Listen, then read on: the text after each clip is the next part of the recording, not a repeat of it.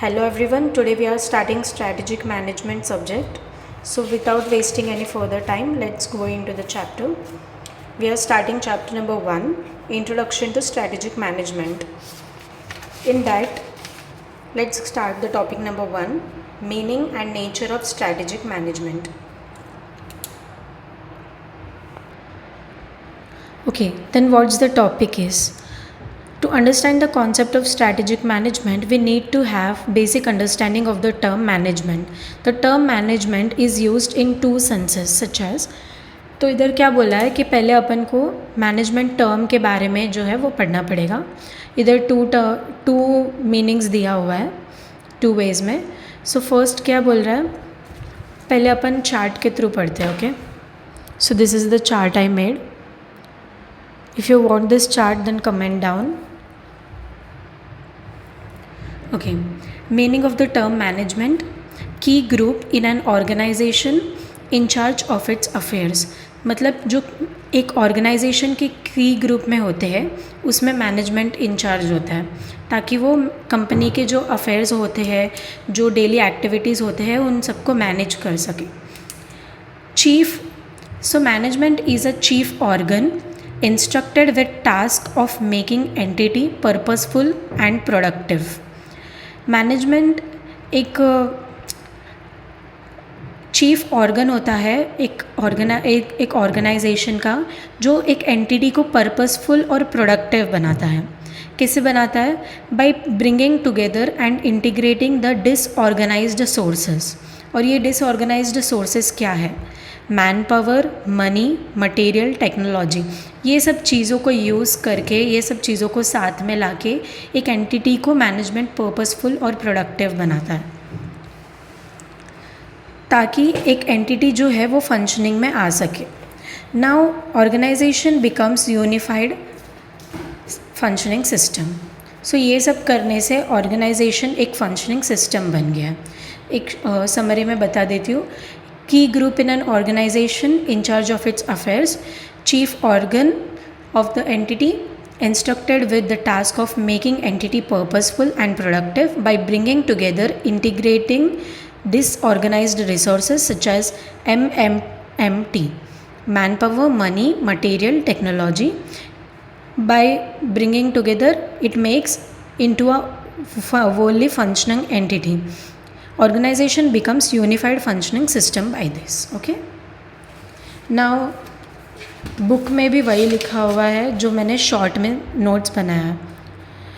It is use to reference to a key group in an organisation in charge of its activity.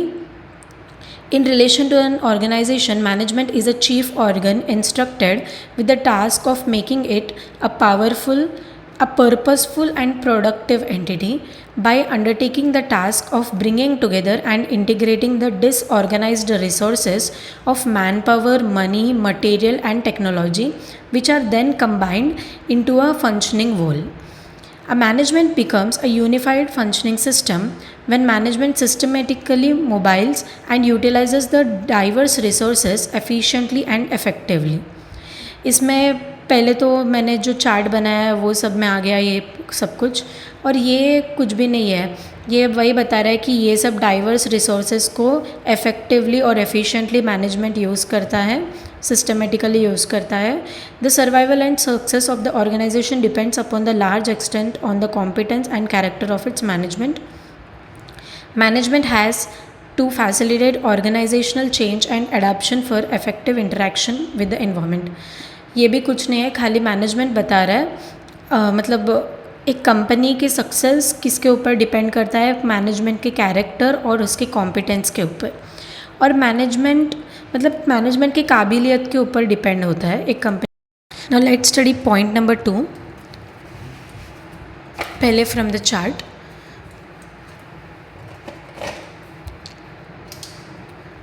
Set of interrelated functions and process carried out by management of an organization. Management क्या क्या functions carry out करता है? पहला planning, organizing, directing, staffing, controlling, ये सब functions management control करता है. Then management is an influence process to make things happen, gain command induce and direct events and people. Influence is backed by power, command, power, competence, knowledge and resources. इस point में क्या बताया गया है, management जो है वो एक इंटर रिलेटेड फंक्शंस को और प्रोसेस को कैरी आउट करता है। ये प्रोसेसेस और फंक्शंस क्या क्या है, प्लानिंग है, ऑर्गेनाइजिंग है, डायरेक्टिंग है, स्टाफिंग है, कंट्रोलिंग है।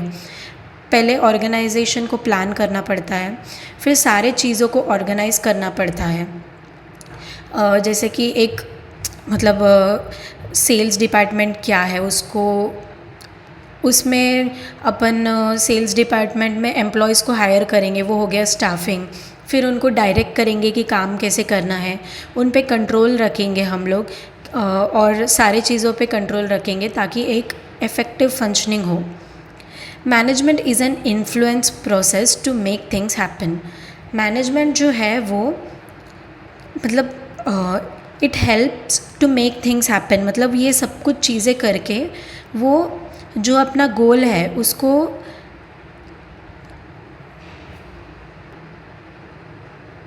मेरा वॉइस कट हो गया था।